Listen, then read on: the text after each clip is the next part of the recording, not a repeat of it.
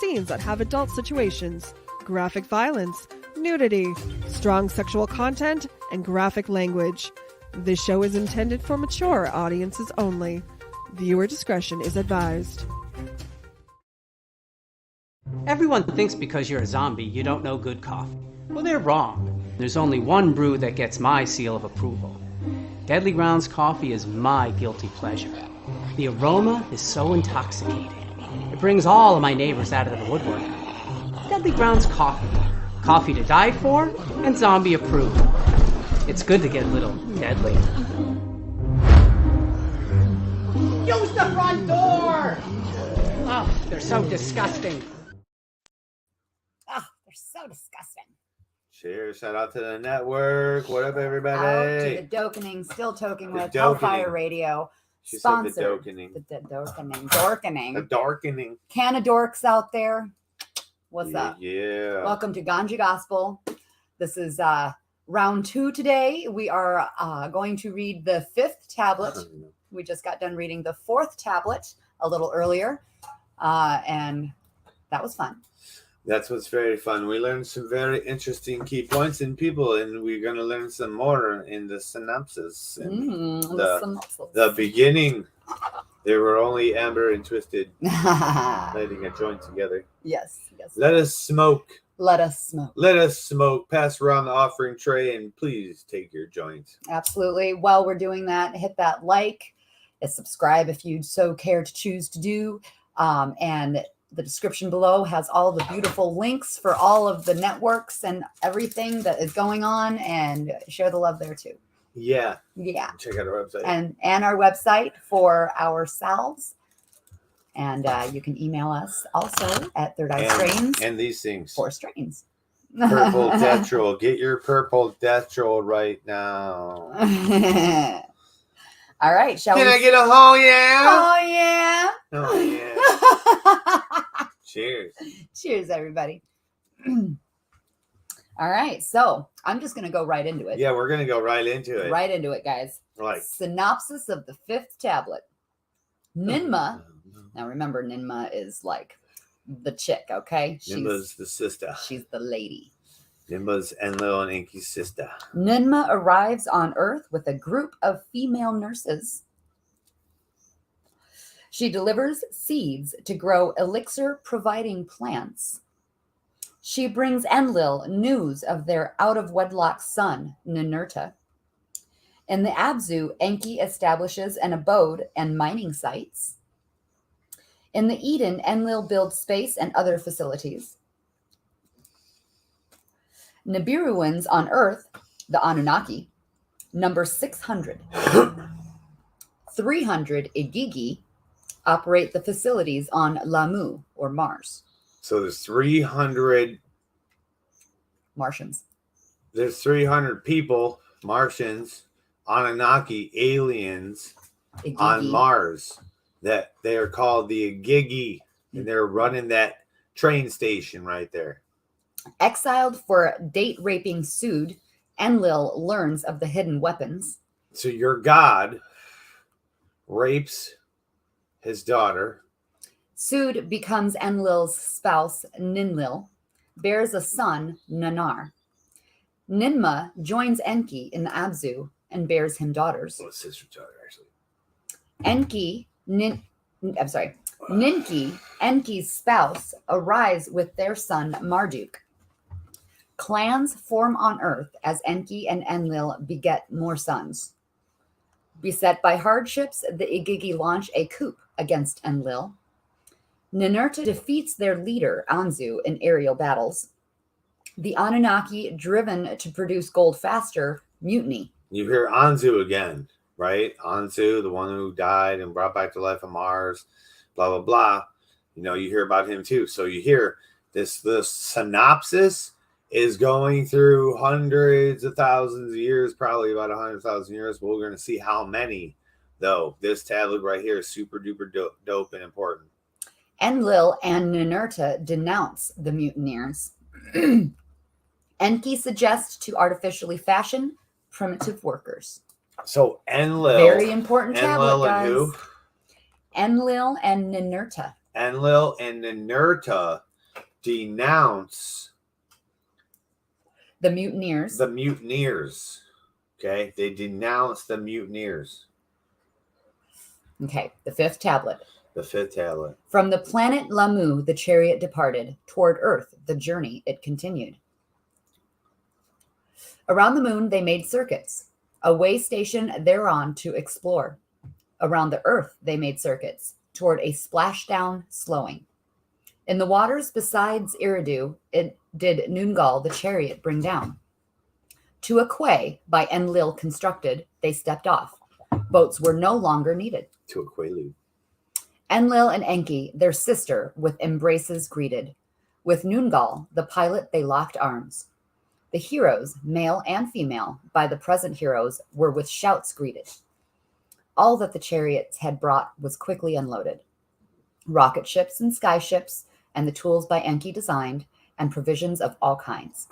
So they built all that shit on Nibiru and brought it to Earth. Of all that on Nibiru transpired, of the death and burying of Alelu, Ninmah her brothers told. Of the way station on Lamu and the commanding by Anzu, she to them related. Enki of the uttered approval, Enlil words of bewilderment uttered.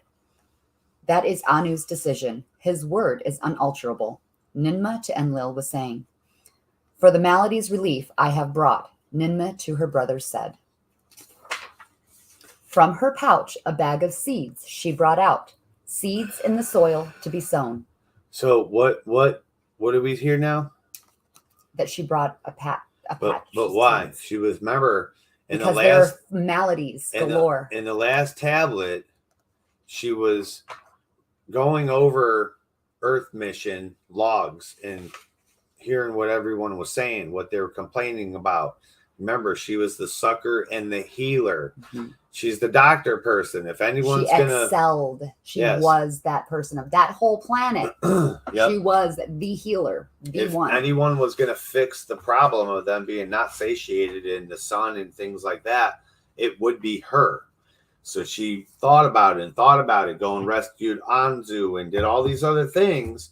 But the whole time she's thinking, what she can do. And then she's like, yo, don't worry, I got you covered. And she pulls out a pouch of seeds from her bag, her doctor bag. She's got these seeds and she's like, I got what you need right here. Mm-hmm. From her pouch, a bag of seeds she brought, seeds in the soil to be sown.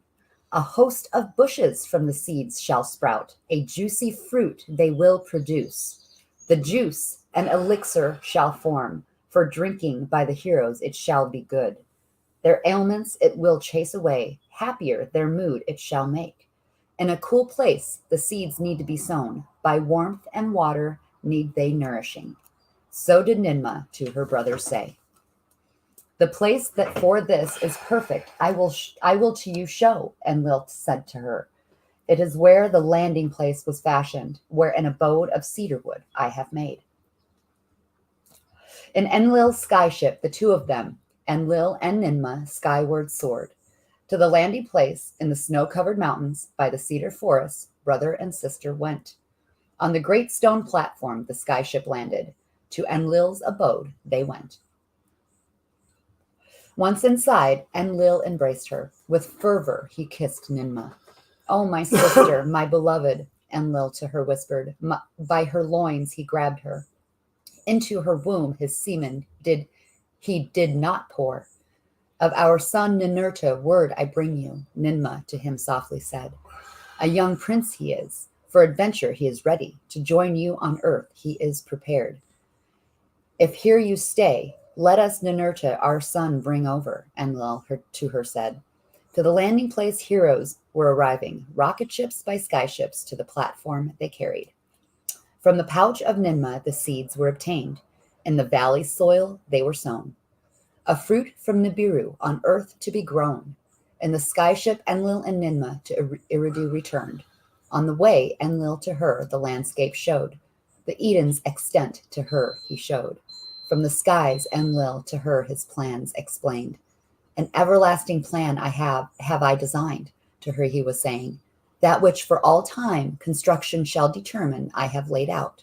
Away from Eridu, where dry land begins, my quarters shall be. Larsa will be its name. A place for directing it shall become. On the banks of the Buranu, the river of deep waters, will it be Shit, located. teacher. A twin thereof, a city shall in future arise. Lagash, I shall name it. Between the two on the plans, a line have I drawn. 60 leagues thereafter, a healing city shall come into being. A city of your own it shall be. Shurubak, the haven city, I shall name it. That's in India. On the center line it shall be located. To the fourth city it shall be leading. Nibru Ki, earth's crossing place, I will name it. A bond, heaven, earth, in it I shall establish. Yep. Bond Heaven Earth is a landing spot where they can shoot off of our planet and go into space. Hello. The tablets of destinies it shall house. All missions it will control. With Eridu 5 cities there shall be counted. To eternity they shall exist. On a crystal tablet, Enlil to Ninmah, the master plan was showing. On the tablet, she saw more markings. Of them, of Enlil, she inquired.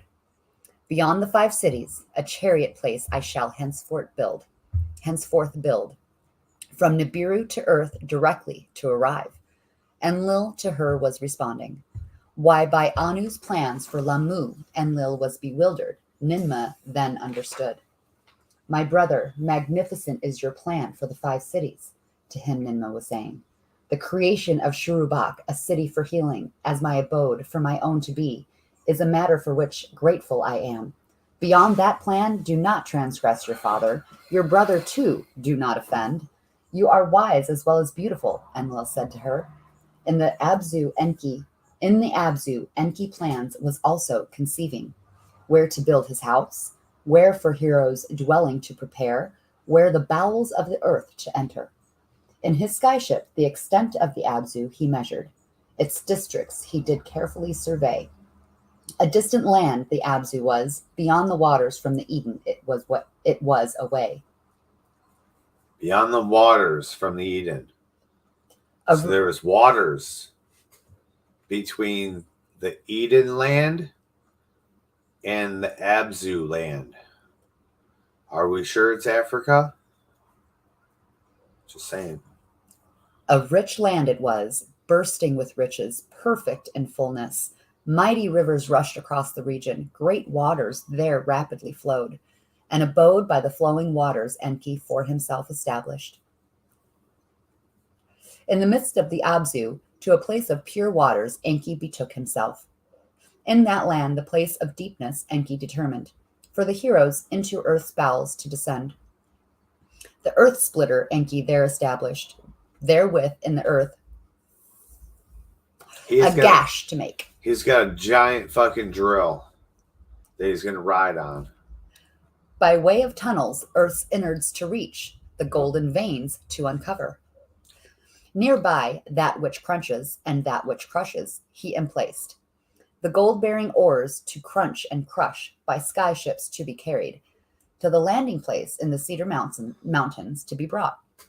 Therefrom by rocket ships to the way station on Lamu to be transported. On Earth, more heroes were arriving. Some to the Eden were assigned, some in the Abzu tasks were given. Larsa and Lagash by Enlil were constructed. Shurubak for Ninmah he did establish. With her therein a host of female healers were dwelling, young ones who give succor. In Niribu Ki, Enlil, a bond heaven earth, was assembling. From there all missions to command. Between Eridu and the Abzu, Enki was journeying. Back and forth for supervising he went. On Lamu, construction was progressing. Heroes for the way station were also arriving. A shar, 2 shars were the preparations lasting. Then Anu gave the word. On earth, the 7th day it was, a day of resting by Enki at the beginning decreed. At every place the heroes were assembled, a message from Anu, from Nibiru, beamed, they overheard. In the Eden they were assembled.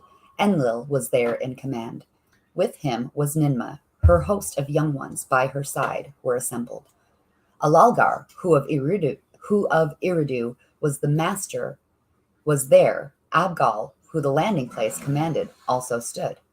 In the Abzu, where the heroes assembled under the gaze of Enki, they stood. With Enki was his vizier Isamud. Noongal, the pilot, was there too. On Lamu, the heroes were assembled. With their proud commander, Anzu, they stood. 600 were on earth. 300 on Lamu were gathered. In all, there were 900. The words of Anu the king, they all heard. Heroes of Nibiru, you are the saviors. The fate of all is in your hands. Your success shall for eternity be recorded. By glorious names you shall be called. So here we go. What's their name, guys? We should know their names, right? It says, for all times, their names will be known, right? So this is your God. Your God should have wrote them down in the Bible. We should know them. We should have Sunday school Bible rhymes, songs about these names, right? But we don't. We have what you call angels and demons, right? And those are the names. And here they are. Those who on earth are shall as Anunnaki be known, those who from heaven to earth came. Those who on Lamu are Igigi shall be named. Those who observe and see, they shall be. Watchers. I'll repeat those. Those who on earth are shall as Anunnaki be known. Those who from heaven to earth came. Those who on Lamu are Igigi shall be named. Those who observe and see, they shall be. All that is required is ready. Let the gold start coming. Let Nibiru be saved. Now this is the account of Enki and Enlil and Ninmah, their loves and espousals, and by their sons the rivalries. Offspring of Anu, the 3 leaders were. By different mothers were they born. Enki was the firstborn son. A concubine of Anu was his mother. Enlil, by Antu, the spouse of Anu, was born. The legal heir he thus became. Ninmah, by another concubine, was mothered. A half-sister of the 2 half-brothers she was. The firstborn daughter of Anu she was. By her name title, Ninmah, she was indicated. Greatly beautiful she was, full of wisdom, one quick to learn. Ea, as Enki then was named, by Anu to espouse Ninmah was chosen. Thereby their offspring son, the legal successor thereafter to become. Ninmah of Enlil, a dashing commander, was enamored. By him she was seduced. Into her womb his seed he poured. Enlil? Yes, Enlil. A son from Enlil's seed she bore. Ninurta, the 2 have named him. Ninurta. By the deed was Anu angered. As punishment, he Ninmah ever to be espoused forbade. Yeah. He said that you could never take her as a wife. You weren't supposed to bang your sister. You banged your other sister, dude. So basically, Anu's trying to make it fair. He has too many heirs now. Yes, all the heirs are trying to fight for the line of succession by banging all the sisters. Well, you got to let the other princes have a chance at their sister too to keep the line going. If one brother keeps all the heirs in his court and then they all die, well, then the path of Anu's done, right? The seed of Anu's done. So he's going to make sure it's all spread out. He's like, you're not going to ever marry her, dude. You had one kid with her. Let her bang someone else, you know? Ea, his bride-to-be, by Anu's decree, What up, Ray? abandoned. A princess named Damkina he instead espoused. A son, an heir, to them was born. Marduk, they named him. One in a pure place born, it meant. So Enki's wife is Damkina, and Marduk is their son. Ra.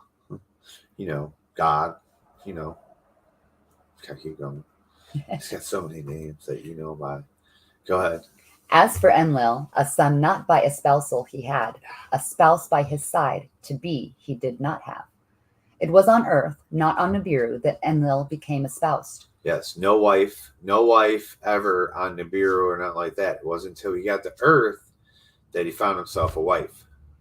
The account of that is one of rape and exile and love that brought forgiveness. Hey. and of more sons that were only half-brothers. Yep. On earth it was summer. To his abode in the cedar forest Enlil retreated. In the cedar forest was Enlil walking in the cool of the day. In a cool mountain stream, some of Ninma's young ones, to the landing place assigned, were bathing. By the beauty and grace of one, Sud was her name, Enlil was enchanted. Sud. Sud. Sud. Sud. Sud. S-U-D. Sud. Sud. To his cedarwood abode, Enlil her invited. Come, partake with me in the elixir of Nibiru's fruit that grew here. So to her he said. Sud into Enlil's abode entered. The elixir in a cup to her Enlil presented. Sud drank. Enlil drank too. To her Enlil of intercourse was speaking. Unwilling was the last. What up, Patterson? My vagina is too little. It knows not copulation. To Enlil she was saying. To her Enlil of kissing was speaking. Unwilling was the lass. My lips are too small. They know not kissing. To Enlil she was saying. Enlil laughed and embraced her. He laughed and he kissed her. His semen into her womb he poured. To Ninma, Sud's commander, the immortal deed was reported. So she was telling him, no, I'm too young, I'm too small. And he was like, ha, you're going to bang me. So he rapes her and she goes and tells her mom, which is Ninma. Enlil, immoral one, for your deed judgment you shall face. So did Ninma to Enlil in anger say. Remember, she's a witch. In the presence of 50 Anunnaki, 7 who judge were assembled. Again with the 7 that judge. No God. There's no God striking anybody down here. You see what I'm saying? There's no God in their culture helping them out, striking them down, judging people. You know, they have a society that dictates themselves. They don't talk about God or nothing like that in here. 7 who judge on Enlil a punishment decreed. Let Enlil from all cities be banished to a land of no return. Let him exiled be. A land of no return. We got to figure out where the fuck they're talking about. In a sky chamber, they made Enlil leave the landing place. Abgal was its pilot. To a land of no return, Enlil was taken, never to return. I think it went to Ireland, honestly. Scotland. Maybe. In the sky chamber, the 2 of them journeyed. To another land was their direction. There, amidst forbidding mountains, at a place of desolation, Abgal, the sky chamber landed. This your place of exile shall be, Abgal to Enlil was saying. Not perchance have I chosen it. To Enlil he was saying, a secret of Enki in it is hidden. Yes, remember the beginning. They used Alelu's ship to do certain things and fill it with gold and go back to Nibiru. But first they had to take those nuclear weapons out of there. They had 7 deadly warheads. In the nearby cave, Enki, 7 weapons of terror, was hidden. From Alelu's celestial chariot, he had them removed. Take the weapons into your possession. With the weapons, your freedom attain. So was Abgal to his commander saying. A secret of Enki to Enlil he did reveal. So the pilot's saying, yo, get these nukes and go blast these motherfuckers real quick and take over your leadership. Tell them I don't give a fuck if I rape my daughter, dude, or my sister's kid. Who cares? I'm going to blow them up, and I'm the leader. Then from the secret place Abgal departed. Enlil alone was there left. Yep. So he's left on this, like almost like the Jedi Knight Luke Skywalker, exiled on that rock. Like, I really think he probably was on one of these places. We got to find out if they went north or south. What was the latitude? Where did he go? What was the longitude? In the Eden, Sud to Ninma, her commander, words was speaking. By Enlil's seed am I pregnant. A child of Enlil in my womb has been conceived. So she wasn't too young. Ninma, Sud's words to Enki conveyed. The Lord of Earth he was. On earth he was supreme. They summoned Sud before 7 who judge. Will you take Enlil as your spouse? They asked her. They're talking to the chick he raped. He's exiled. They call him back from exile because she's like, hey, I'm pregnant. So, like, I want him to be my daddy, my baby daddy, and my daddy. So they call him back from exile and they're like, hey, we take her as your wife. So they're talking to God now, the master of earth, the king of earth, you know what I'm saying? The almighty high, the commander of the command. You look hot in that little get up. Go ahead. They summoned Sood before 7 who judge. Will you take Enlil as your spouse? They her asked. Words of consent she uttered. The words by Abgal to Enlil in his exile were conveyed. To espouse Sood, Enlil from his exile was returned. By that did Enki and Ninmah to him a pardon give. Enlil's official spouse, Sood, was declared. On her the name title, Ninlil, Lady of the Command, Ninlil, was bestowed. Now, mind you, he's got other kids. He's got other kids by concubines. Thereafter, to Ninlil and Enlil, a son was born. Nanar, the bright one, Ninlil him named. He was bright one. He was the first of the Anunnaki on Earth to be conceived, one of Nibiru's royal seed on an alien planet to be born. You hear this shit, right? The light bringer, right? God's son, God's only son, right? We got 2 different versions here. Jesus and the devil, right? There's the light bringers. They say they're one and the same. And they are the same exact person. We're going to find out here. Watch this. You're coming soon. Watch this shit. It was after that Enki to Ninmah was speaking. Come be with me in the Abzu. In the midst of the Abzu, in a place of pure waters, an abode have I established. With a bright metal, silver, is its name. It is embellished. With a deep blue stone, lapis lazuli, it is adorned. Come, Ninmah, be with me, your adoration of Enlil abandon. To the Abzu, to the abode of Enki, Ninmah then journeyed. So there you go. Lord Enki takes his sister as his chick now. He's like, yo, I'm on Earth. My wife's not here. Yo, come live with me. I built this place out of pure silver and lapis lazuli, and we have writings from Captain Nemo and different people around the fucking globe talking about the specific place that was gleaming white metal, silver, and covered in blue stones, lapis lazuli, and that's Atlantis. And Lord Enki literally built this damn city. He says it was in the middle of the seas. If it's sunken, that's down there. Let's talk about the flood again and going like there's a whole lot more water there was in the Mech in the day. Yep. Come, Ninmah, be with me, your adoration of Enlil abandon. To the Abzu, to the abode of Enki, Ninmah then journeyed. Enki, there to her words of loving spoke, of how for each other intended. Sweet words to her he whispered. Sweet nothing. You are still my beloved, to her he said, caressing. He embraced her, he kissed her. He caused his phallus to water. He's always loved her. She caused his phallus to water. Like this morning. Enki, his semen into the womb of Ninmah poured. Skeet, skeet. Give me a son, he cried out. This was the reason, though. He's obsessed. He wants an heir to the actual throne of Nibiru. She took the semen into her womb, the semen of Enki, her impregnated.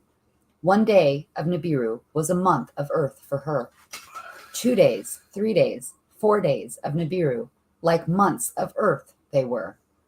5 and 6 and 7 and 8 days of months were completed. The 9th count of motherhood was completed. Ninmah was in travail. So basically, on Earth, it was taking a day, right, for her.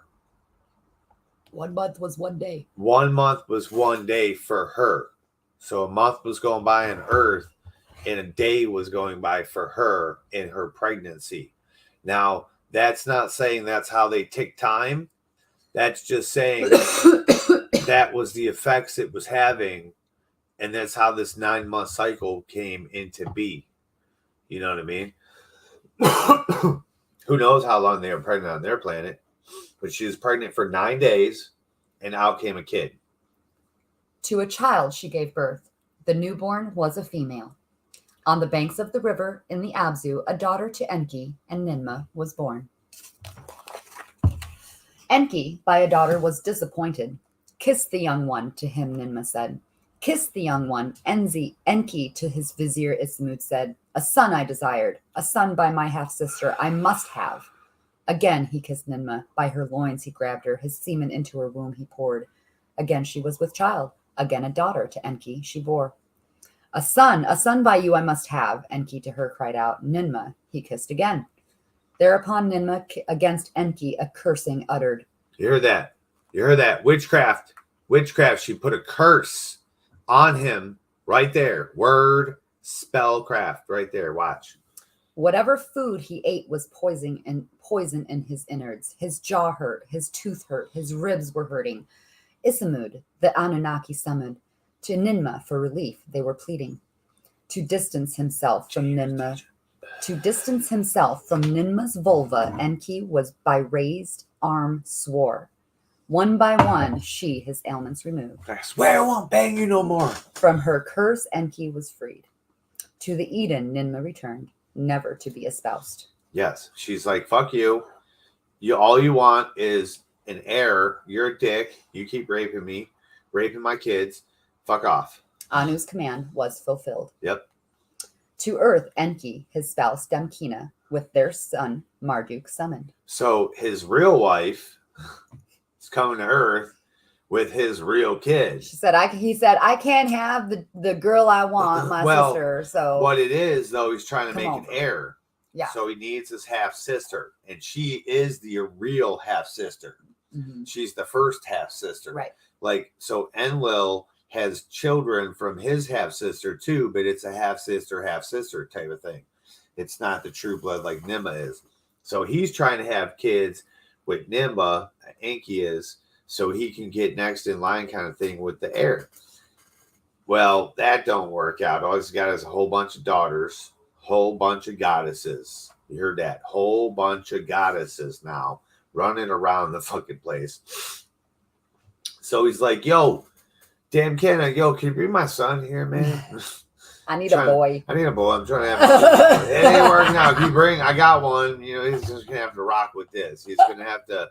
It's gonna be like a air thing. I think that's where the air came from, because it was stopped. The blood right stopped with him. With on this side with Lord Enki, there was no blood right.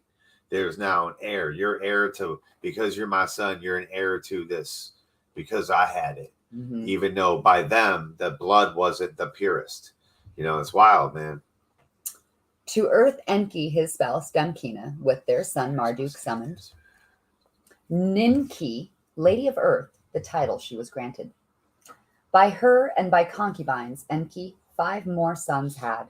These were their names: Nergal and Gibil, Ninagal and Ningizida, and Demuzi, the youngest. Demuzi. So whose kids were those? These are Damkina and Enki's children. Or Ninki now she is called, because she's now on Earth, and she is Lady of the Earth. So Ninki and Enki. Ninki and Enki. Now, who were the names again? We got Marduk already. That becomes he becomes Ra. Nergal. And Gibil. Gibil. Ninagal. And Ningizida. And Demuzi the youngest. God gave his only begotten son. For whoso believeth in he shall have everlasting life. We're going to learn about Demuzi in the future. To earth, Enlil and Ninmah, their son Ninurta, summoned. By his spouse Ninlil did Enlil 1 more son have. To Ninar, a full brother, Ishkur was his name. 3 sons in all did Enlil have. None by concubines were they born. 2 clans were thus on earth established. Their rivalries to wars did lead. Yes, so Enlil had 3 sons. Enki had shit tons of sons, right? And none by concubines for Enlil, all true blood, straight for the crown, right? And all by concubines Lord Enki had, and he had a whole bunch of sisters from his half sister. So we had a whole bunch of half true blood goddesses and a bunch of half blood princes, right? So when you hear the half blood prince story, you know, it could be a Enki kid. So when they ever talk about God gave his only begotten son, there was never an only begotten anything. They banged the shit out of everything they could find that would put them in the higher power. Literally, it was no joke. You heard it. This is rape. They were raping and banging. As soon as they spit out the kid, they was sticking it back in. Whatever they could do to get their top heir. They needed to be the one on top, if you will. Reload. That's what they were doing. That's That's what they were doing. Reloading it.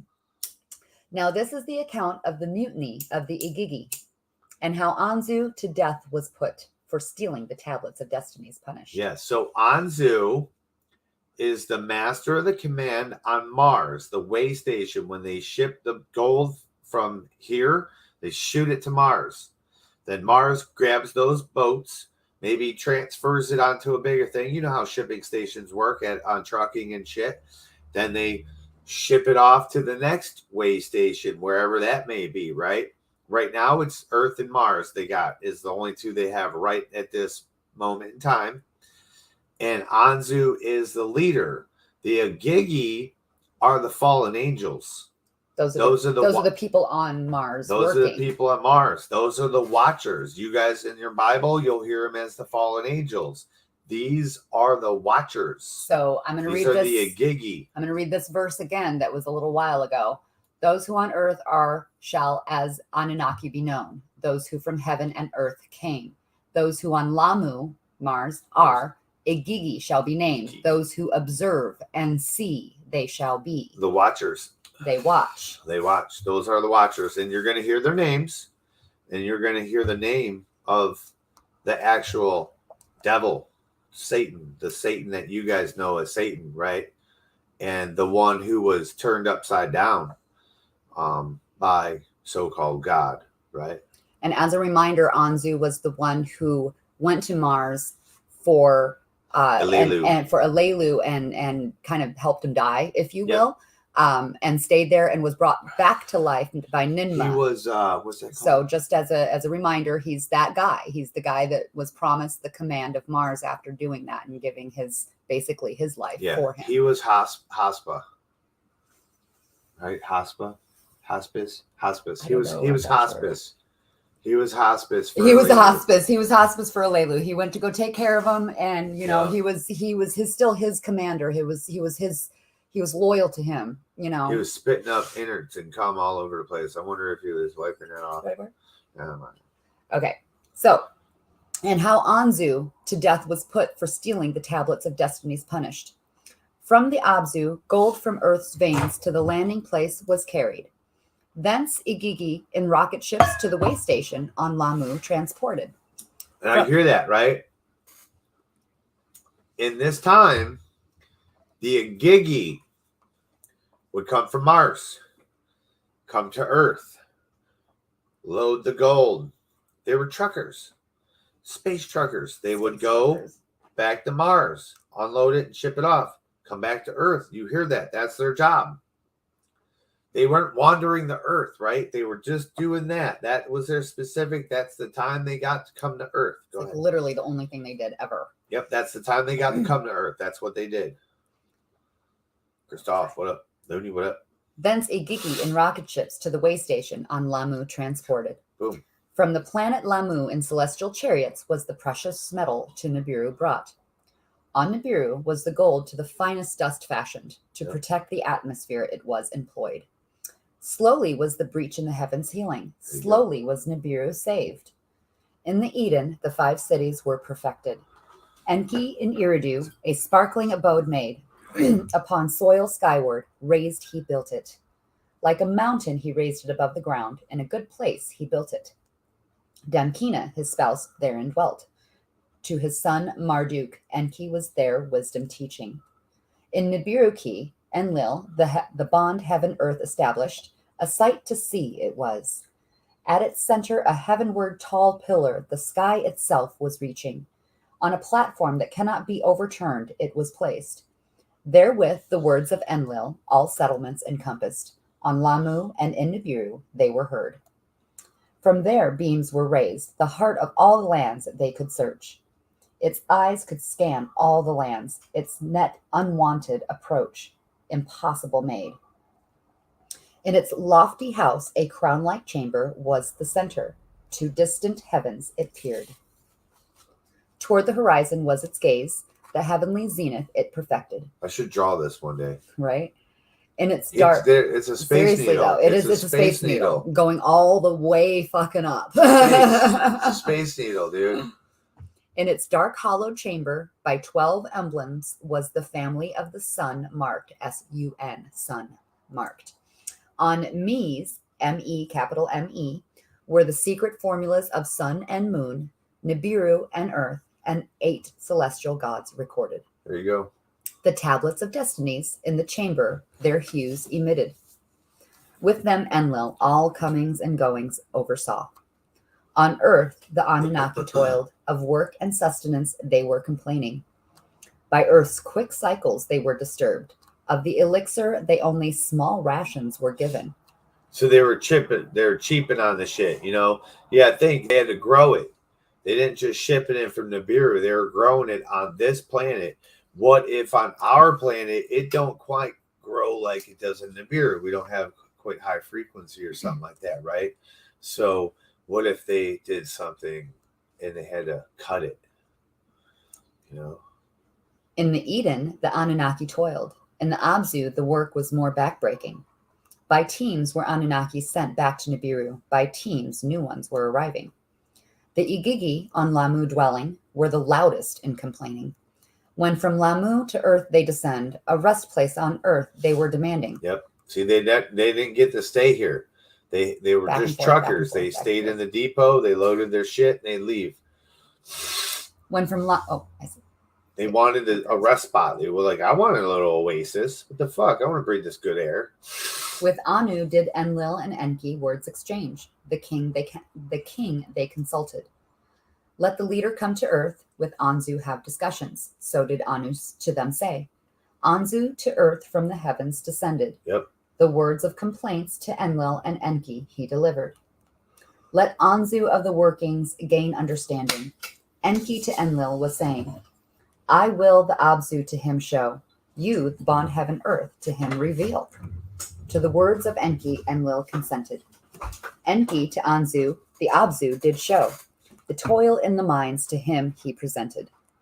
Enlil, Anzu, to Nibiru invited. To the hollowed dark chamber he let him enter. In the innermost sanctuary, the tablets of destinies to Anzu, he explained. What the Anunnaki in the 5 cities were doing to Anzu was shown. To the Igigi, who at the landing place were arriving relief, to the Igigi, who at the landing place were arriving relief, he promised.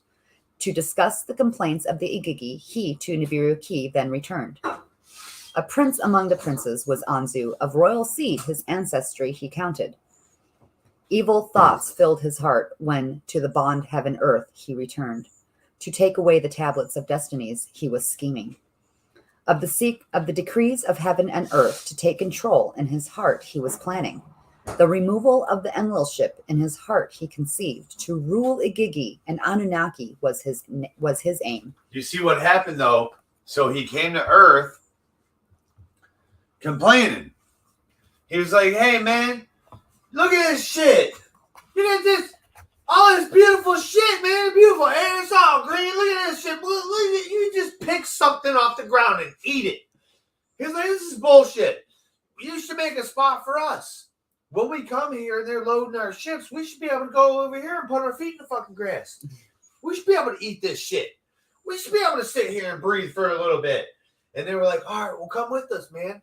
We're going to show you what we're doing and show you this is why we can't do that for you. We have all these other plans of this and that, this and that. They're like, okay. He's like, oh, yeah, that I understand. I do see you guys are real busy. So I guess you can't make us a little spot while you're doing all that. I guess. You're right. All right, cool. So he's walking back and he's like, you know what? Fuck these motherfuckers. Are they fucking serious? They're trying to give me the back door on this shit. You're telling me you can't make our city before you make that city? Fuck you. I'm about to do something about this. And this is what the fuck he does, little mischievous bastard. This is not Satan. Mm-mm. It's not the devil. Although this is the leader of the Agigi, which will later become the fallen angels. Same people, not the same leader, though. Not the same situation or the same time frame. The removal of the Enlil ship in his heart he conceived. The Enlil ship. To rule Igigi and Anunnaki was his aim. You get it. The removal of the Enlil ship. Here, this is the thing. It's a mothership. It's in space. They want to shoot it out the fucking sky. Get that fucking ship out of here so that way he's the leader. Because, you know, that is the command mothership that's controlling. The star that never sets. Go read about it. We have this weird star up in the sky. They call it the North Star. It moves. I'm telling you, that motherfucker, wherever they say the North Star is, this motherfucker moves all across the sky. Did we not see a star floating? Yeah. I go like this. I go, you guys. They were on some elixir. I go, you guys are witnessing your first UFO. And my sister and everyone was like, dude, that looks like a star. It was as bright as the North Star. And it flew across the sky. I bet you if we would, she saw another one too. I bet you if we would have watched it long enough, it would have became one of the stars in the sky. It sat there. And I guarantee you go out there today and there it is. And I bet you it's the one I was seeing that's right over here because that motherfucker kind of like, it does like this in the sky and shit. It's not still. Stupid, dude. I bet you if I could have something perfectly still and put like, you can see that would it, watch it move all around that space. Unsuspecting Enlil, at the entrance to the sanctuary, Anzu let be stationed. Unsuspecting Enlil left the sanctuary. For a cooling swim, he went away. Yeah. With evil purpose, Anzu the tablets of destiny seized. In a sky chamber, he flew away. To the mountain of the sky chambers, he swiftly went. There, in the landing place, a rebellious Igigi for him were waiting. To declare Anzu king of earth and Lamu, they were preparing. In the sanctuary of Nibiru Ki, the brilliance petered out. The humming quieted down. Silence in the place prevailed. Suspended were the sacred formulas. In Nibiru Ki, Enlil was speechless. By the treachery, he was overwhelmed. Do you understand what he did? So he took the tablets of destiny. It was basically the fucking fuse for the whole power system in this place. The thing that they could put in. All the directions that they wrote on in the computer basically and stuck it in there, and this dude came and ripped it out, and all of a sudden all their systems shut down, all the power grids shut down, and everyone's like, oh fuck, someone stole the tablets of destiny, god damn it. And they're like, fuck. That's what they described. It's like taking the core out, like, exactly. Oops. Like that's done. It's like taking the power fuse out of your power box and shit. Your whole shit shuts down, you know, and they're like, damn it, our fuse is dead. It's fucking amazing, though, that they could just inscribe it in the crystal, plug it in, and it powers it, dude, you know? To Enki, angry words he spoke of the ancestry of Anzu. Him questioned. He's a prince. He's not acting very princely, they think. But he's not getting fucking treated fair. He's the slave on this other planet. That shit. So he's like, been there a long time already doing this shit. He's like, hold up, I almost died. He's like, but then Enlil's like, is he a fucking prince? Because let's check his lineage. Because this is some bullshit. You know how it is. Is he really a fucking grower? Let's check his fucking channel. I don't think he grows any weed. In Nibiru Ki, the leaders gathered. The Anunnaki who decreed fates with Anu were consulting. Anzu must be seized. The tablets to the sanctuary must be returned. Thus did Anu decree. Who shall the rebel face? Who shall the tablets retrieve? The leaders asked each other. With the tablets of destinies in his possession, invincible is Anzu. Yeah. To each other they were saying. Ninurta, by his mother encouraged, from the assembled stepped forward. Enlil's warrior I shall be. Anzu I shall vanquish. Thus was Ninurta saying. To the mountainside, Ninurta set his course. To vanquish the fugitive Anzu, he undertook. Anzu, from his hideout, Ninurta was mocking. The tablets are my protection, invincible I am. Lightning darts Ninurta at Anzu directed. The arrows could not approach Anzu. Backward they turned. The battle was stilled. Ninurta's weapons Anzu did not vanquish. Enki then to Ninurta counsel gave, with your whirlwind stir up a storm. Hold up right here. Now, we're going to cross-reference this. That was TikTok.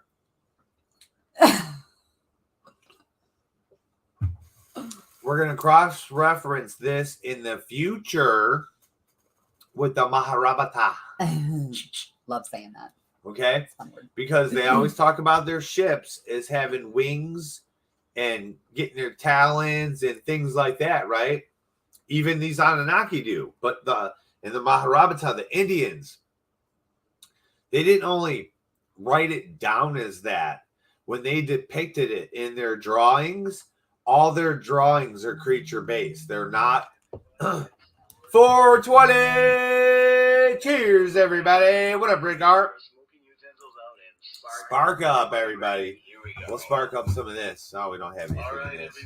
Let's put a little something in this. You know what that means. It's National High Time. Time to get your smoking utensils out and spark up. Everybody ready? Here we go. It's right there. All right, everybody. I thought I hit that already. So, in the Mahabharata, they also have these stories about the gods, their gods, and their gods' children's and shit like that, flying on humongous birds. You know, you guys ever heard of the name Garuda? Garuda, right? Garuda is Inanna's spaceship, right? But it's a badass motherfucker. That's why it's written about in history and shit. And this story right here is written about, and they describe it as two birds, and the gods are on top of it. They call them divas and devis in their culture, right? So that means the good gods and the bad gods. Mm-hmm. They weren't really demons. They were devis, you know. So there was good and bad gods. Ones had mustaches, ones didn't. I don't know why they couldn't depict no foreskin and some foreskin, but they didn't depict it that way. But anyway, so these are two giant fucking spaceships or sky ships, I should say, terrestrial. They could go out in space, but they weren't a mothership. They were something that would go fly in a mothership and be stored up on a shelf, kind of a thing, right? But they were described always through history as winged birds. They even talk about them spreading their wings out. So I'll just refer to a little movie for you. So they had John Carter or whatever when they went to Mars, right? So you've seen their spaceships were like frequency spaceships, and they had like feathered wings that they would spread out and fly. So kind of like picture something like that, a technological thing that could spread out, you know? Totally, man. The battle was stilled. Ninurta's weapons Anzu did not vanquish. Enki then to Ninurta gave counsel. With your whirlwind, stir up a storm. Let the dust cover Anzu's face. Let it the wings of his skybird ruffle. For his son Enlil a mighty weapon fashioned. A Tillu missile it was. Attila missile. Tillu. An Attila missile. An Attila missile. Yep. It's an Attila missile. To your stormer weapon attach it. When wing to wing near, at Anzu shoot it. Thus did Enlil his son Ninurta instruct. When wing to wing near each other, let the missile fly as a lightning. Again Ninurta in his whirlwind sword. Anzu against him in his skybird rose to challenge. Wing to wing, Anzu in anger shouted, this battle will be your destruction. Ninurta the advice of Enki followed. With his whirlwind a dust storm he created. The dust Anzu's face covered, the pinions of his skybird were exposed. Into their midst, Ninurta the missile let loose. A fiery brilliance Anzu's pinions engulfed. Like butterflies, his wings began to flutter. To the ground, Anzu came falling. Boom. The earth shook. The skies became darkened. The fallen Anzu Ninurta made captive. From him the tablets he retrieved. That's right. From the mountaintop the Igigi were watching. When to the landing place Ninurta came, they trembled and kissed his feet. Ninurta, the captive Abgal and Anunnaki set free. To Anu and Enlil his victory he announced. To Nubruki he then returned. In its innermost chamber the tablets were reinstalled. So somewhere on this planet, back then, a spaceship crashed and was destroyed all over the fucking place. So that shit's here somewhere.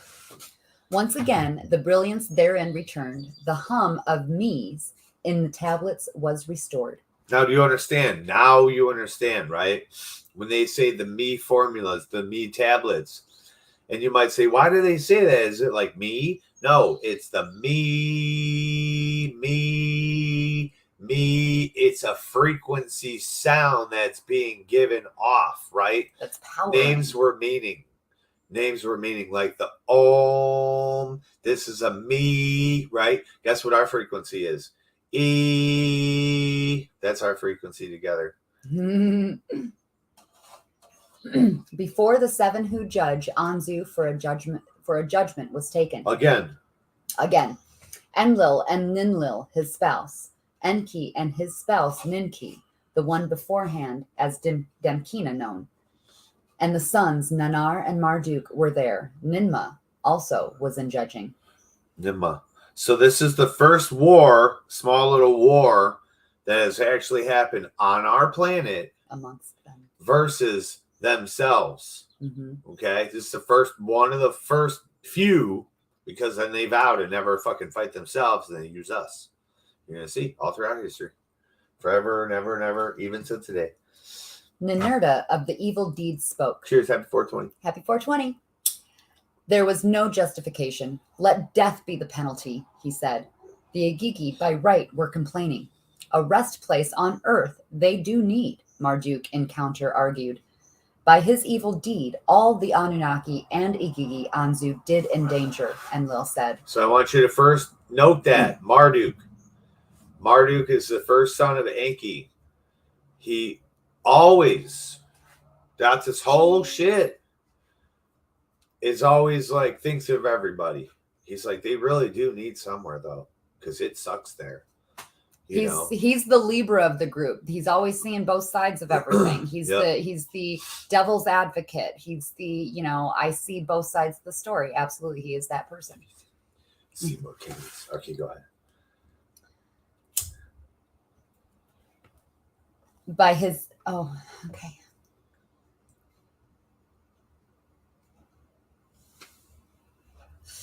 Yeah, so good. By his evil deed, all the Anunnaki and Igigi Anzu did endanger, Enlil said. Enki and Ninma with Enlil agreed. The evil must be extinguished. So you hear them talking about it. His evil deed. There's no God. He don't talk about God and going to hell and you're gonna fry in the fucking fires of fucking death. Nope. They're talking about an evil deed though. You know what I'm saying? Evil has a meaning for that word too. To death by execution, the seven judged Anzu. With the killing ray, Anzu's life breath was extinguished. Boom. Let his body to the vultures be left, Ninurta said. Boom. Let him on Lamu be buried. In a cave next to Alelu be laid to rest, Enki was saying. From the same ancestral seed the two of them were. Let Marduk the body to Lamu carry. Let Marduk there as commander stay. No God, no hell, no going to heaven. They didn't believe in that shit because that's not the truth. So was Enki to the judges, suggesting. So let it be so, Enlil said. Now this is the account of how Bad Tibira, the metal city, was established. Bad Tibira. Now remember, Marduk's going to be the master supreme commander of Mars. He's like, I'm going to ship these motherfuckers right up. And remember, they ain't got no pussy. No pussy on Mars. At least Earth's got animals. Grab me a goat. You know how they roll? I know. And how in the 40th Shar, the Anunnaki, and how in the 40th Shar, the Anunnaki in the Abzu mutinied. Hold up. The 40th Shar. Holy shit, we just transported through time, people. No,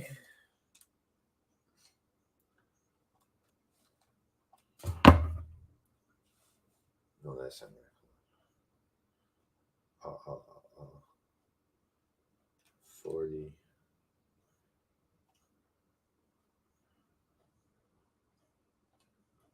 Is that right? 144,000 years. That's what it was. 144,000 years from the day they fucking started counting time till this point in time right here. They were mining most of the time, right? So if we were on this planet recording time, we would have recorded 144,000 years watching these people fucking doing their thing, blowing each other up in the sky, pulling shit in, building giant things. Like, imagine if we were watching this from the outside going, holy shit, this is crazy. What are they doing to our planet, man? Mm-hmm. And then they mutiny. So, okay, this is how in the 40th Shar they mutinied. In the 25th Shar was Anzu judged and executed. So we've jumped forward about 15 Shars, I think, from 25th to 40th. Yeah, so the 25th Shar, Anzu was judged, sent to Mars, buried in the same cave with a face on it, right? Then for that whole time, they had no issues, nothing to report. From 25 Shars to 40 Shars.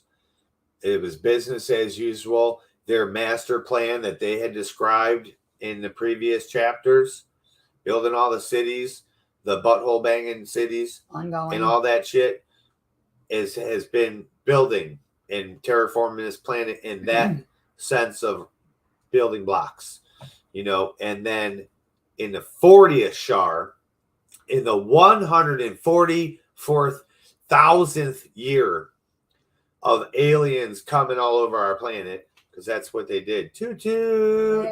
And this is what happens. They pick it for, you know, abortion. The unrest of the Igigi, it subdued, but left it simmering. To Lamu, Marduk was sent, the spirits of the Igigi to raise, to their well-being, pay attention. Shoot them up. On Earth, changes were by Enlil and Enki discussed. To avoid unrest on Earth, they were considering. The stays on Earth are too prolonged. To each other they were saying. Ninma for counsel they asked. By her changing visage, they were alarmed. So Nimba was getting old. She was changing. They were like, damn, bitch, what's wrong with you?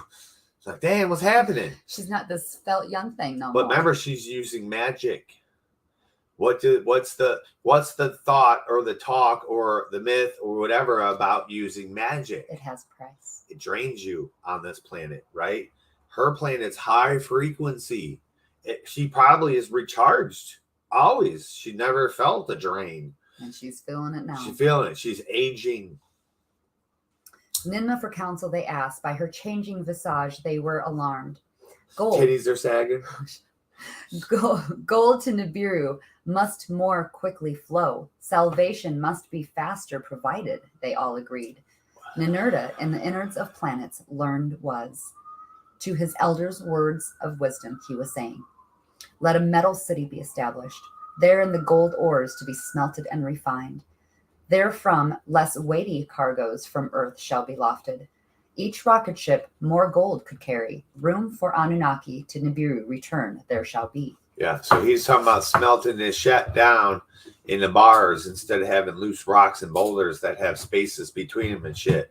He wants to smelt that shit down into gold ores. That's Ninurta, the master of the earth's innards. He was. Okay, so he knew about all that in earth shit. So remember, they were coring that apple, bro, like a worm. They had a big, huge fucking drill. They had diggers, and they would dig the fucking earth and dig the rocks out, and then go through with the drill and go. So, bro, find that gold path. This place, this whole earth is filled with tunnels. Filled. They wrote it. They said it. It's what they did. We see them now. We call them lava tubes. It's not a lava tube. It's not a lava tube. That's where lava came out of. Let the tired to Nibiru return. Let fresh ones them on earth replace. Enlil and Enki and Ninmah of Ninurta's suggestion were in favor. They're flip-flopping. Anu was consulted and his approval gave. In the Eden was the metal city planned. On that location, Enlil did insist. With materials from Nibiru was it constructed. Let me wait till that goes away. Yeah. Start that little part over. Yeah. So what they were doing, they were getting fucked up. They're getting old. So like the radiation on our planet is super high. That's why we age so fast. So they had to keep switching out. When they would go to Nibiru, they could recharge. And they figured it out if they would stay here for a certain point and then fly back to Nibiru, they would actually never lose any of their age. They would stay the same, and then they can come back for that period of time and then go back to Nibiru. They had to keep doing this. It was like a vacation. This is crazy shit, man. In the Eden was the metal city planned. On that location, Enlil did insist. With materials from Nibiru was it constructed. With tools from Nibiru was it equipped.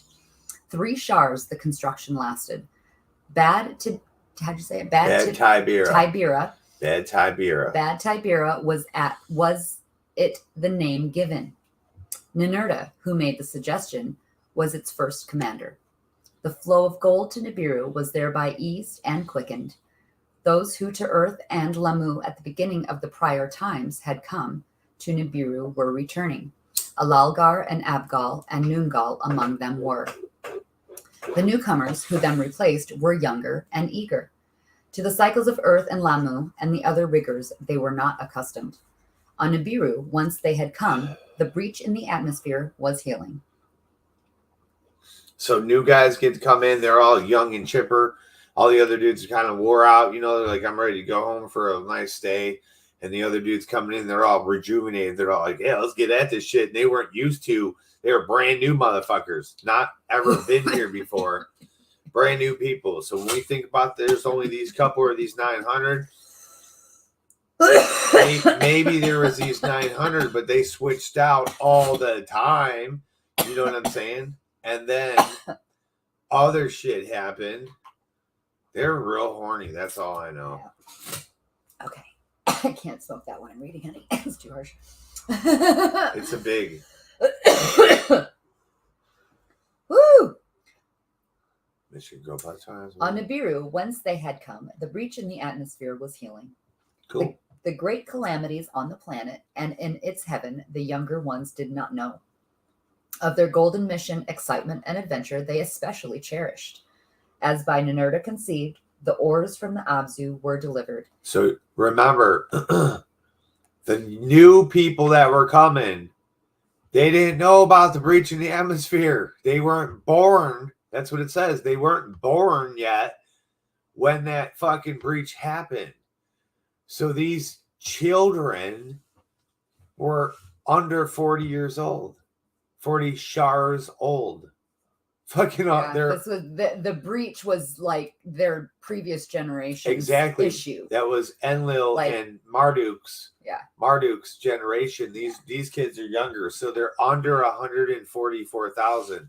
So maybe this is the 144,000 they're talking about. I'm telling you, this number is something. What if this is the 144,000? When you said that number, I was like, okay, that number is a lot of different places. It is. A lot of different places and for a lot of different types of contexts, but that is the number. But these are the hotheads that didn't know about the breach.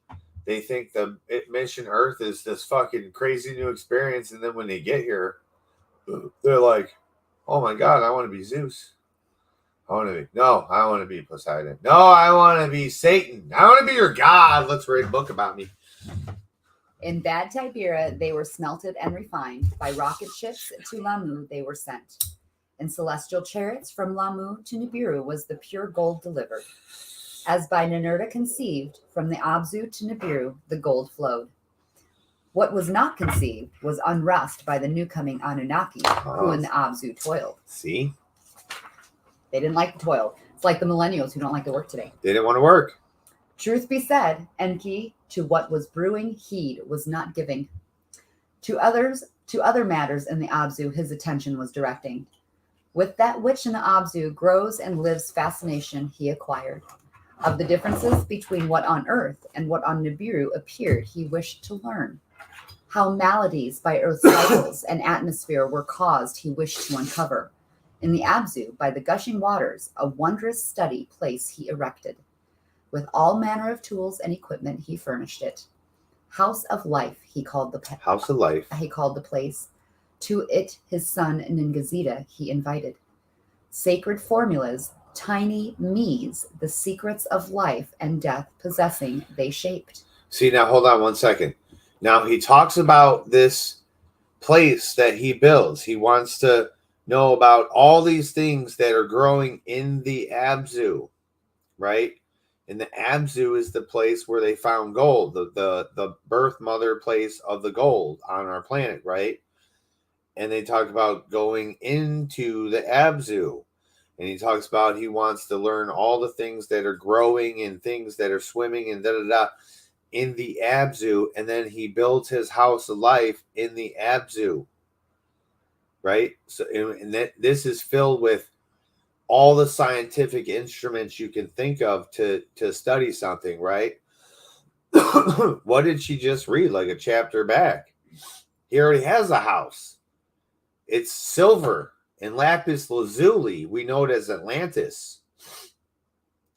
When he talks about being in the Abzu, I believe this is inner earth. I believe he built this inside the earth. He went in there and found caves, and there's things growing, and these are different things that they didn't see on Nibiru. It could be on the planet for sure, but in the beginning he left another dude in charge of all the things on top of the planet, and then there's another dude in charge of all the things in the sea.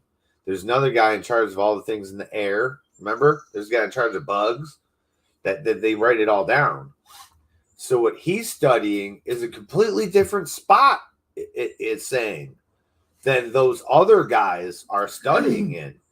And that's inside the planet, I believe, because they're drilling through there. It says it gives a hint. They had to get to where it was flowing into the water. So Exactly. That's already underneath the surface of the earth. So that the Abzu is where it is, but they had to go underneath. In the Abzu. I'm sure that whole thing, top and bottom, surface of earth and below, is all considered Abzu to him. Well, so they said they had to figure go this shit out. in the Abzu, not on the Abzu. In the Abzu, by the gushing waters, a wondrous study place he erected. Yes. In the Abzu. Yeah. So what if, like, there's underwater springs and stuff? What if there's there's inner earth, right? And then the inner earth is these gushing, flowing rivers for them and oceans, and they come to our surface as the freshwater springs. You know, who knows what there are, but we do have a story. We have another story about Noah and where Noah is later on. Noah is in our earth in a huge crystal and mushroom forest. Yummy, yummy, yummy. With all manner of tools and equipment, he furnished it. House of Life, he called the place. To it his son Ningazida he invited. Sacred formulas, tiny me's, the secrets of life and death possessing, they shaped. The mysteries of living and dying, of earth's creatures, they too unravel sought. With some living creatures, Enki was especially enamored. They lived among the tall trees, their front legs as hands they were using. In the tall grasses of the steeps, odd creatures were seen. Erect they seemed to be walking. Absorbed was Enki in those studies. What was among the Anunnaki brewing he noticed not. First to notice trouble was Ninurta. A lessening of gold ores at Bad Tibera he observed. By Enlil was Ninurta to the Abzu dispatched. What was ongoing to discover. So in this time, real quick, in this time, you know, they built the House of Life, and he's researching all the animals and stuff like that, and there's these cool animals everywhere and shit, and then he finds these ones. They're like, hey man, these ones are using their front paws as hands. That's different than those ones right there. And they're walking upright. And they're walking upright. Like, what are these? They live in the tall trees. They live in the trees, though. Like, they're not on the ground. They don't have huts. They don't have civilization. They're not using tools. He's observing them. He wrote his observation. He observed them. That's his whole observation. This could have been 1,000 years of observation watching these creatures. And that's what he observed of them. They use their front paws as hands. Unlike the other monkeys, they were upright, seemed to be walking upright most of the time instead of on all fours and then up once in a while like a monkey does. But they lived amongst the tall trees. It doesn't say in the trees. Amongst, to me, could mean on the ground in a forest. It could. Amongst could be, why would they say tall trees? Amongst could be in the tops of these tall trees. Like they could have lived up there, like because they were from there, and then they could climb down. So they stay away from predators like big cats. Or they could have lived amongst the tall trees in the bottom in the forest area, but that seems highly unlikely. So I'm going to read this again because either he's talking about two different things he's enamored with or the same. So with some living creatures, Enki was especially enamored. They lived among the tall trees, their front legs as hands they were using. So there's one type. In the tall grasses of the steeps, odd creatures were seen. Erect, they seemed to be walking. Absorbed was Enki in those studies. What was among the Anunnaki brewing, he noticed not.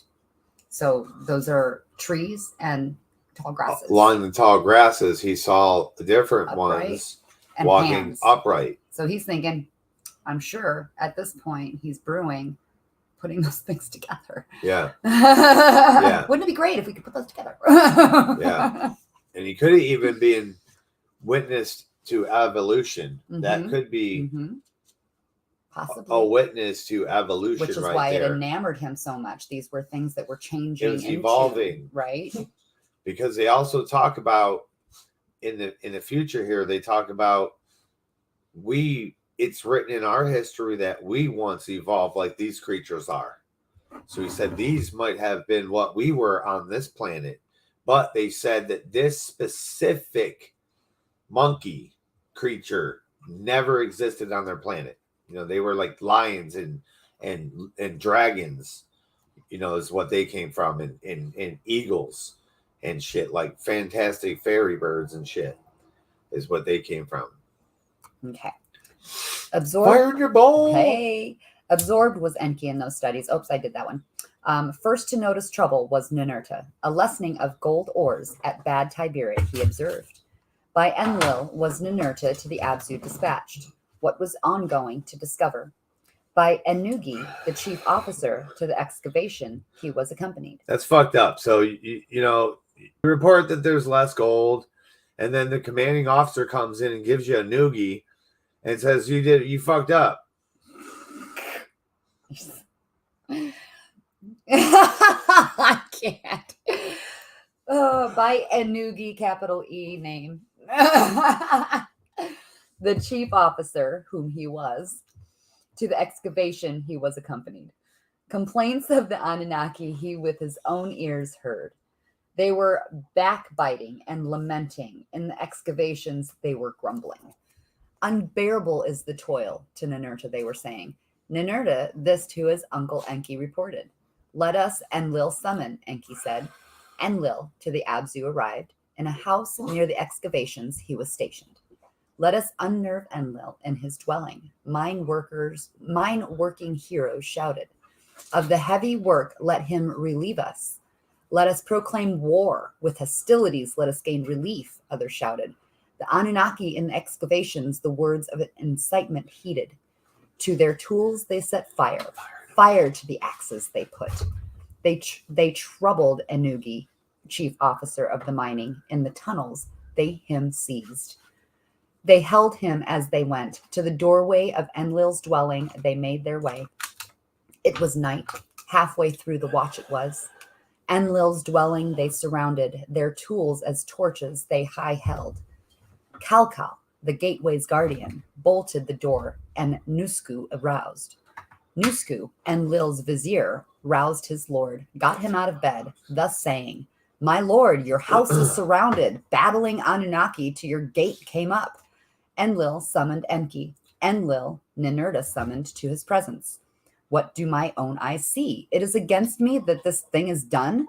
Thus was Enlil saying to them, saying, "Who is of the hostilities the instigator?" The Anunnaki stood together. "Every single one of us hostilities has declared." Shit. "Excessive is the toil. Our work is heavy. Great is the distress." So they were to Enlil saying. Words of the happenings Enlil to Anu beamed. Of what is Enlil accused? Anu inquired. So real quick, in the beginning, everyone came there. They got their lots. They brought 50 heroes. Those heroes knew that their world was going to die if they didn't go dig this gold out the damn ground and send it back. They was cool with it. All the people on Mars, they're cool with it. They know they're the pride ones. They're the old souls that have been there the whole time. On Mars, they don't have the problem we have on Earth with this radiation shit, okay? They're not reporting that they have to return and keep leaving, spending people and shit. So this new Gen X people come in. What's this new gen? This millennials come in. These millennials come in, right? The millennials they weren't born in the time where it was in their time when they were born. Let's think about the 50s versus now. Yeah. Toiling. People worked. Exactly. in their time that they were born, the atmosphere and the planet was healing. So it wasn't this huge emergency. There was no crisis of nukes dropping. There was no crazy, oh my God, scare tactic, propaganda flyers going out. So when they got here, it was just straight work. And they were like these bitch made motherfuckers trying to come here, and they had no pride about it. There was no, I'm prideful that I'm a hero trying to save my planet. Now it became a different thing where it was like, oh shit, our people are getting old. We need to switch them out. And it became like a recruitment thing. They were recruited to go.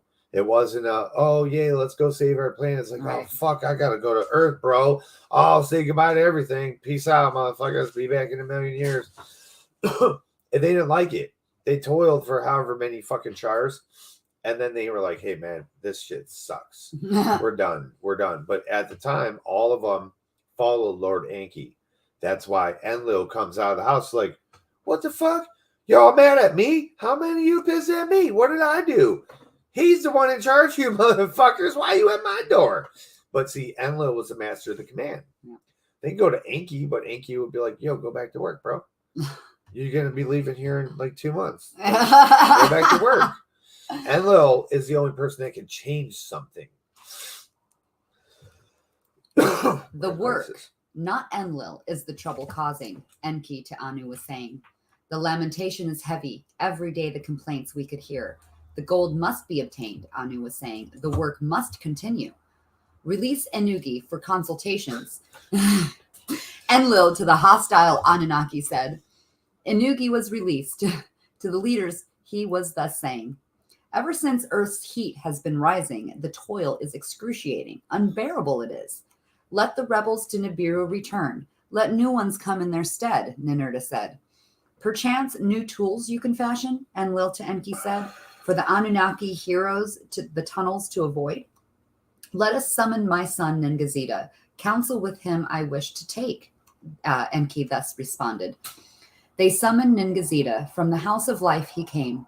With him Enki huddled. Words amongst them they exchanged. A solution is possible, Enki was saying. Let us create a Lulu, a primitive worker, the hardship work to take over. Let us create a Lulu, capital L-U-L-U. Lulu. A primitive worker. Create a Lulu, not a Lulu. We are a Lulu. No. We are a Lulu. We are not a Lulu. A primitive worker was Lulu. The primitive worker. The They were ones called Lulus. that were never taught religion, the ones that were never taught the root cutting, the witchcraft, never taught making of stones, jewelry, never taught artwork or putting on makeup. All those people that stayed primitive are the Lulus. Let us create a Lulu, a primitive worker, the hardship worker to take over. Let the being the toil of the Anunnaki carry on his back. Astounded were the besieged leaders. Speechless indeed they were. That's what I'm saying. Whoever heard of a being afresh created, a worker who the Anunnaki's work can do? They summoned Ninmah, one who of healing and succor was much knowing. Enki's words to her they repeated. Whoever of such a thing heard, they harassed. The task is unheard of, she to Enki said. All beings from a seed have descended. So they've never done this before, ever. Never even thought of this before, ever, right? Throughout all their billions of fucking years being around, never fucking thought of this. And they said all beings that ever were born from a seed, like an egg. One being from another over eons did develop. None from nothing ever came. Yep. How right you are, my sister, Enki said, smiling. A secret of the Abzu, let me to you all reveal. The being that we need, it already exists. All that we have to do is put on it the mark of our essence. Thereby, a Lulu, a primitive worker, shall be created. So did Enki to them say. Let us hereby a decision make, a blessing to my plan give, to create a primitive worker by the mark of our essence to fashion him. Yes. Dun, dun, dun. So he could either been looking at two different creatures, or throughout one Shar, 3,600 years went by. If it was two Shars, he went from 25 Shars to 40 Shars. He was there for 40 Shars. Whenever he made that house of observation and sat there, he made that observation house because he saw the crazy shit he was seeing. And then who knows, he could have watched evolution happen in 144,000 years. These damn monkeys that had hands when they came there could have started walking upright by the time he was like, hey, man. Right. By the time he was observing, you guys are migrating. there was like shit. a half and halfer at that point, Yeah. you know? You're not hiding in these trees no more and using your hands. Now you're actually walking upright and walking through the grass. Like, hold up. That's how our people happen. You're a lot closer to us than everything else now. Now, if you remember the ancient story here, we have Tiamat. Tiamat had the creation seed on her. No other planet in our solar system had the seed of creation, only Tiamat. Yeah. So when it exploded, we became the half over here. Not saying that other pieces over her couldn't have went somewhere and sparked life. Created, sure. But the only other thing that had life on it, or possibly this is a possibility too, that when Nibiru hit Tiamat, it never had life on it. That life came from Tiamat and splashed on Nibiru as it went by and destroyed it. Yeah. The seed of life splashed on Nibiru. It was like that, just kind of like that alchemy thing that created, Yes. that perfect mix And from then Nibiru and Earth went over here with the seed of life, and of course was destroyed. It had to turn into a ball of fire to get reformed. But the seed of life somewhere stayed on Earth. Those gold veins somehow stayed in that ball, and the moon stayed there with it the whole time as it was being reformed from a broken off chunk. right. Because it would be a whole planet, and then the top half broke off and went this way, went flying across space and got stuck where we are and started spinning and got reshaped and formed into what it is now. And it's actually oblonged a little bit because the moon tugs on it. I believe we see that oblongation Oblongatito, because in Ohio, the moon and the sun look way different than they do up here. Up here in the north, that shit is like, whoa, the sun is so fucking big. Like, you know those pirate movies you guys see and the sun's going down, the pirate ship's going into it? I know that's movie magic. Bro, we see shit like that. It's fucking enormous, dude. It's fucking huge. The moon is enormous. Like, it's a half moon right now. It lights up the whole thing. Twisted Sister was Hope you're doing good, sweetheart. yeah, Drive she's safe. up north, man. She's up north. She's probably coming back down south. Adventuring. She went up to the Pictured Rocks. I saw some videos of Pictured Rocks. People were jumping off on. That's pretty fun. Fun. It's fun. It's so beautiful. God, I hope you had a good time. I hope you got some pictures. Mm-hmm. It's so beautiful there. I haven't been there. I've seen all kinds of cool things.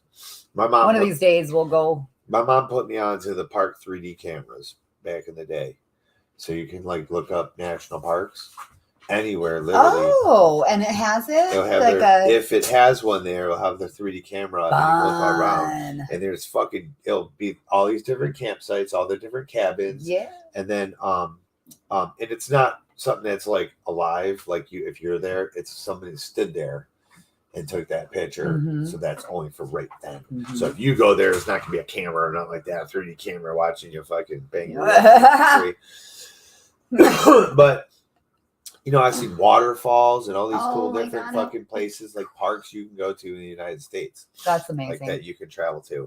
And that's the it's most like virtual part. traveling. Yeah, is as long as they're in the United States, because then they're all obtainable by car. Mm-hmm. You know, you can It's actually drive. Except for Hawaii and Alaska. Maybe. Well, yeah, but United States. Like, Luna, you're just going to have to send us all pictures and videos. Keep posting those amazing Hawaiian videos. Yeah, man. Yeah. For those of us who can't go overseas. Yep. So here we got the first talks of them making the Lulu, right? Now, it's fascinating, though. I never really picked up on it until she split it and said that there were two creatures. And I'm like, wait a minute. That actually could have been witnessing evolution take place. What's strange to me, though, is why didn't any other animals evolve? True. That's why I feel like it might be too different, like specifically. Could be. And that's what a lot of the, the caveman type movies, they show like a caveman, primitive type man walking around, and then a monkey man that's kind of right, kind of running like a monkey. Yeah. And comes and attacks. Yeah. But he's like a man. Mm-hmm. So or could it been witnessing Bigfoot? Because you got to think the Anunnaki were giants. Oh. They weren't just 6 foot tall man and then created Adam being 15 foot fucking tall. No, they were giants, at least 20 to 25 feet tall. He was seeing the first Bigfoots that came into fashion. What if they were Bigfoot? That evolved. Yeah. That makes sense, though, considering, really, What if it was Bigfoot? This is the time. Because those would be the ones that were left, they wouldn't use them all to create primitive workers. There'd be some left, and if they're big strong beings, they're going to last a lifetime all the way through. Yep. They say dinosaurs are millions of years old and billions of years old, and if you believe that, that's quite fine. But this is the time before dinosaurs, though. Like, they created these beasts. They created all those beasts you hear about. And another few tablets, we're going to hear, probably another one or two, actually, we're going to hear about splicing. That's why I feel like this could be two different things, because they sure as hell been doing some splicing coming up. And the funny part was he's talking about it, right? Yeah. So he's like, hey, there's these things. We could probably do this with this thing, right? He's like Burner. He's already thinking ahead, like he's talking about it, right? Oh, so he's like just like Burner. He's telling them about, hey man, there's this creature over there. We could probably do it with this thing. Or he's telling you about it. He's already done it. He's done it with, he's made the griffin. He's already done it. He's got dragons. He's got all kinds of shit. T-Rexes. That's why it's a secret place, a place of life, because he's literally creating life there, and that's what he's been doing with his son. And he's not the master of it. Remember, Nimma is. So he's experimenting. Yeah, when Nimba gets secretly. When Nimba gets there, she's like, "What the fuck you doing, bro? Holy shit!" She calls them abominations. What she's the like, fuck are you doing, bro? And we go through the Bible and we hear the abomination, you know, the Leviathan and all these different creatures, and Lord Enki created that shit, bro. Like he's doing shit behind everyone's back, and then came up with a solution because he'd already been doing this shit. He's like, I could do it, and now I have a solution because I've already done it. But yeah. Well, he's never used that creature. He's Not done it with one. all these other creatures, but he's definitely done his playing. He's only had to ever mix creatures together, though. He never had to create a creature to a human. That's what the thing was. When you in the next couple tablets, you're going to hear huge problems they were having. But then when you break down our DNA, you're going to find frog DNA, bird DNA, lizard DNA. You're going to find all these different DNAs, rabbit DNA, rat DNA, pig DNA. You're going to find all these DNAs in our system, right? Markers of stuff.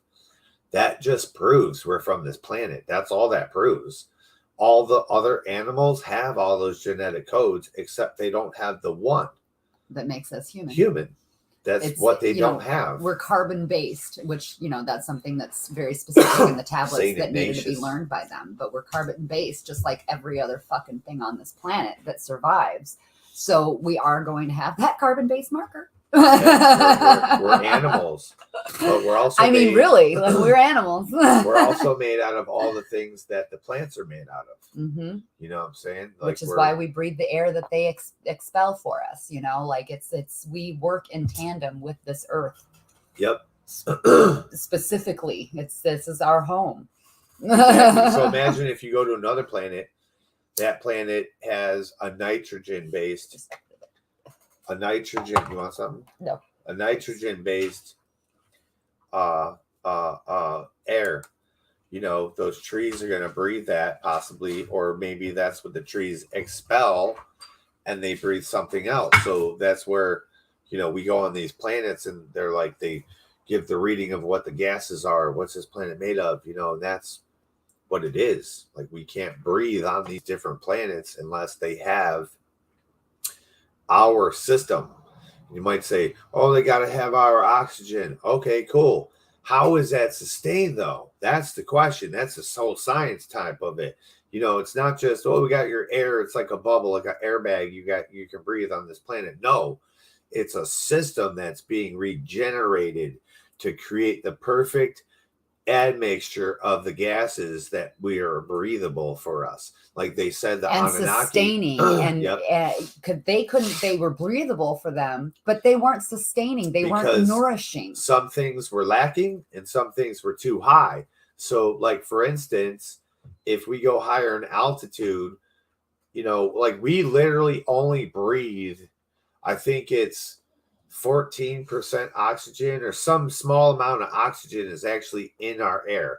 Like when they take what is accumulated for one human breath, they'll take that into a machine and read off all the gases that are in there.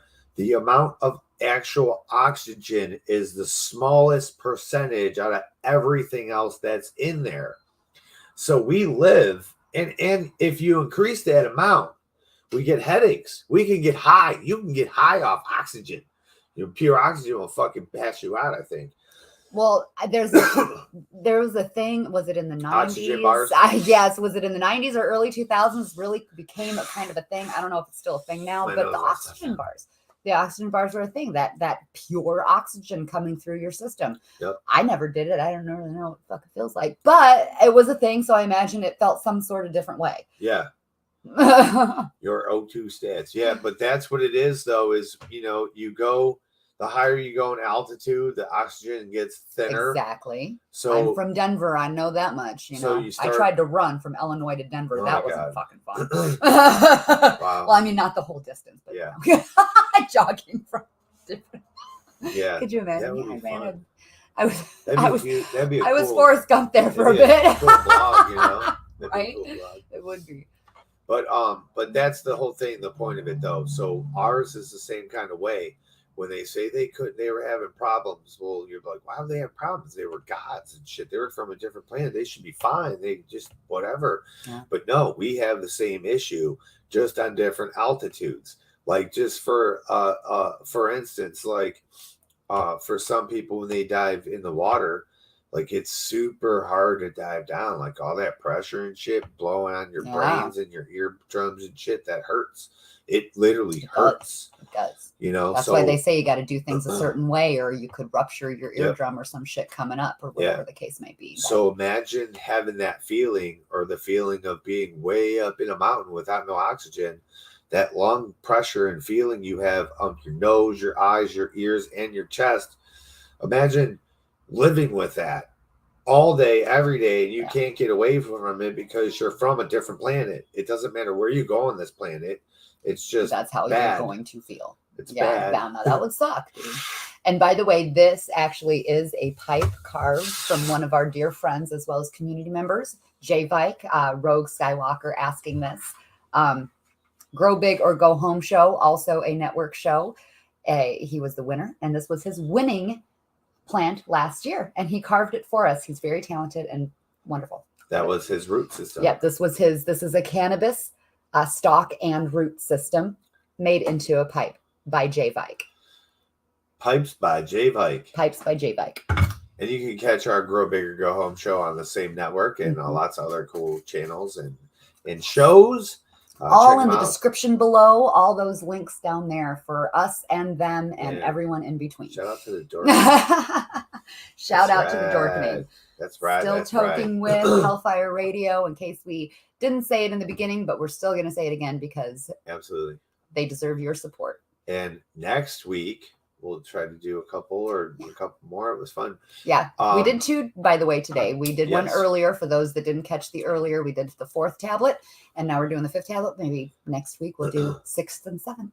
And soon, remember, we've been here in 144,000 years so far, human years, of mining on this planet. Them preparing and mining and building civilizations for them to live in, abodes. Abode is your place to live. That's where your city, your house, whatever you want to call it.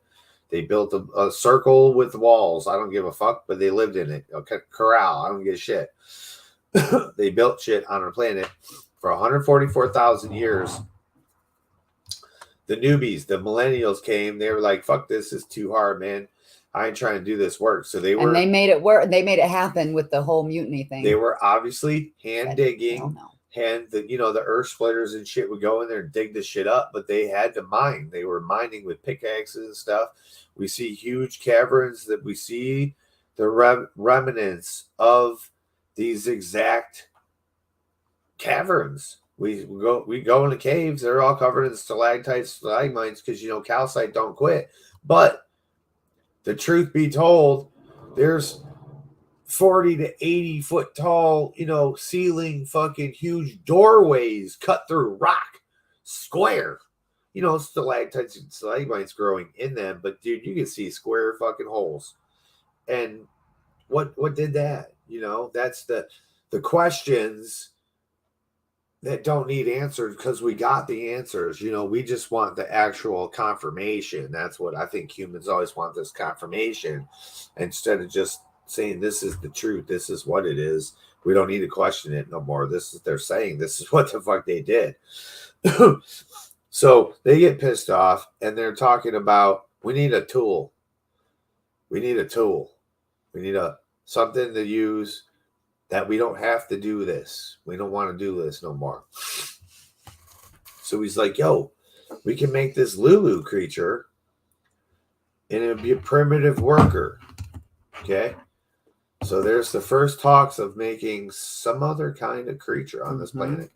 The first idea put forth to basically test the waters, if you will, on what everybody thinks about it.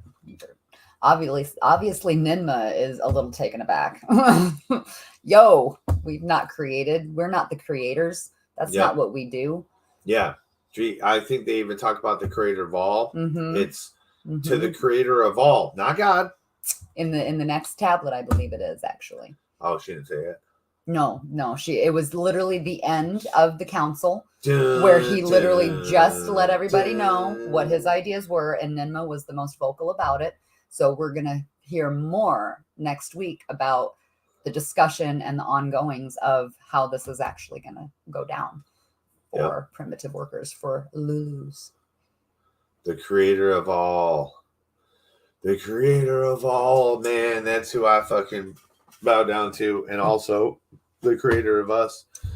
Lord Enki. I would love to talk to Lord Enki. I would love to just have a little conversation. But just touch me. Just please touch me, bro. Just lay your finger on me, please. Because one touch from Lord Enki would be like superpower. Superpower. Ow!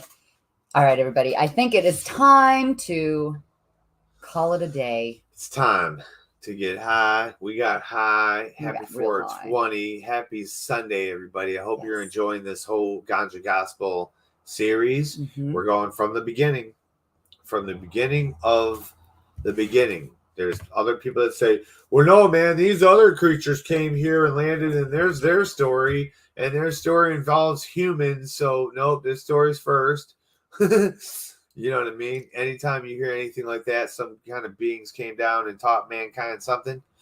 They taught mankind. They didn't create mankind. They taught mankind something. So just remember, there's something that created mankind. And I think here we have this story that's matching up pretty damn close to the freaking Bible.